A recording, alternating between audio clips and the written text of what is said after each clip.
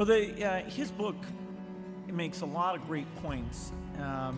That is that in all success stories, there are significant elements of luck and timing.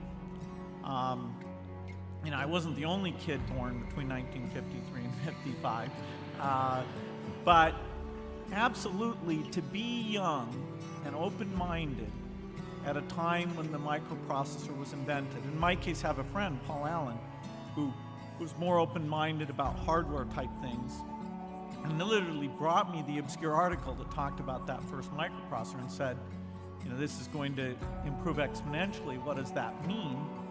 And I said, well, that means we can do anything we want. And then he was, bugging me the rest of the time. Every time there'd be a new microprocessor, he said, can we do something yet? And when we were in high school, that didn't happen.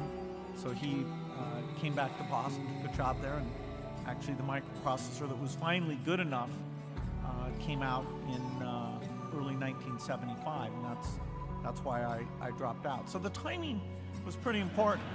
Why didn't older people see it? Well, they weren't as open-minded. They didn't think about software as the key ingredient.